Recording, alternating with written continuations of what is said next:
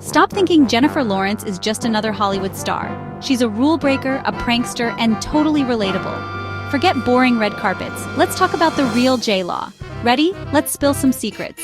Jennifer Lawrence grew up in Kentucky, and trust me, no one thought she'd become Hollywood's queen. At 20, she scored her first Oscar nomination. Wild, right? By 22, she actually won one. But before the Hunger Games, she was just a teenager with big dreams and zero industry connections. Fun fact, her very first acting gig was in a church commercial. But it was the gritty indie film Winter's Bone that really put her on the map. Ever since, she's made us laugh, made us cry, and proved you don't have to play by the rules to make it big. Drop AJ Law forever in the comments if you agree. What I wish I knew about Jennifer Lawrence before calling her just another Hollywood star? She's anything but ordinary. Let's dive into her wildest, most unbelievable moments. Fact hash 1. During Catching Fire, Jennifer actually inhaled so much smoke in the fog scene, she almost couldn't breathe.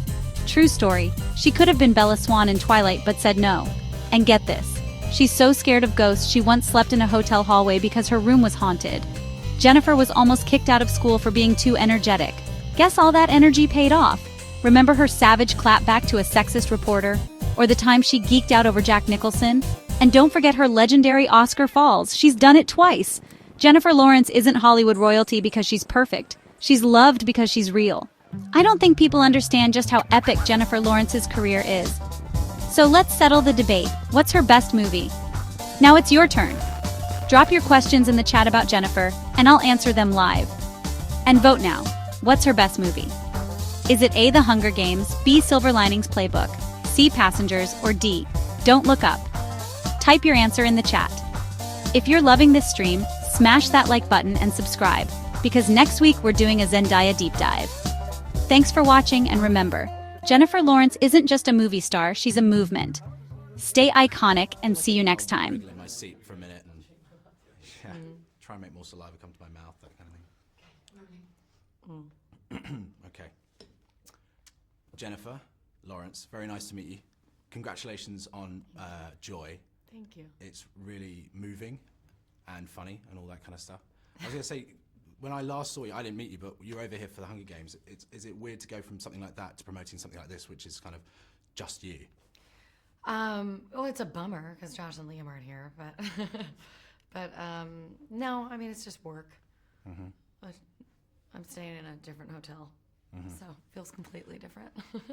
In Joy, your character Joy, she's kind of carrying her family, and in this, you are kind of carrying the film. Do you see that as any kind of? Do you kind of relate in that way that you and David have this thing? Yeah, there was definitely a lot more responsibility, and I told David this movie was my Everest because it was just the schedule was very grueling, and the snow in Boston was unbelievable. We got 11 feet of snow. So yeah, it was. Yeah, I definitely didn't have to play exhausted. Oh, because it was that difficult. It's the range of emotions you're going through as well, because you do look kind of beat up mentally. Yeah, well, just a little bit. But also, when you have kids on set, it's kind of, they're kids. They shouldn't be working. So in between takes, I was very active and fun and books and, I don't know, doing fun stuff so that they weren't like, I don't know, it just seems very odd for children to have to, like, go to work. Yeah. Seems weird. A briefcase and a little bowler hat. Yeah. Hey, Jennifer. Now, Joy invents a self-ringing mop. When you were filming, was there any invention that you had either had before you started acting that you thought, why didn't I have the guts to see that through? The internet. Every day. Yes, that was your idea? Every day I kick myself. Yeah, okay. I wish that there was an invention that I wouldn't have to unload my dishwasher. That unloading the dishwasher, I swear, even when I'm alone, I'm like Paul Rudd in Wet Hot American Summer. I'm like, ugh.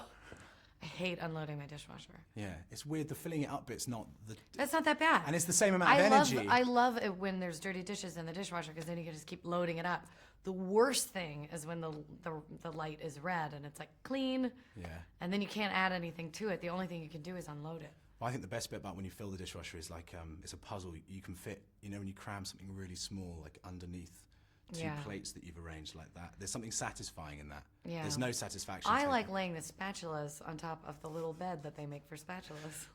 You don't really. You do? Yeah. Oh, okay. I had this app. Can I tell you about it really? I'm going to make this really fast. But it's basically You shouldn't do this. If it's actually a good idea, I would keep it quiet. It's called Appy Birthday, and if you celebrate your birthday and you're alone, the app. That's so sad. Yeah, well, mine is like in a sad time of year, like the end of the year when no one's really around. So anyway, Happy Birthday, it connects you to people who are also celebrating their birthday, and you'll get together. That is the saddest app I've ever heard in my life. But great pun, though. A bunch of people who are alone on their birthdays. Yeah. It would like kind of turn into a suicide hotline. When's your birthday? Is it January? 29th of December, so it's awkward, you know? Right, people yeah. don't wanna- My sister-in-law has a birthday in early December, and I always get so mad because I'm like, I was focusing on getting your Christmas gift. Now all of a sudden I have to, It's confusing. Yeah. Yeah, so Happy Birthday. Oh. Do you want it? Because you've got more money than me. Could you back it? Sure, yeah. I'll fund your sad idea. All right, good. Okay, so what's happening in 2016 before I go? You seem to be working so much. I know. I think it's going to be a lot more of working. Okay.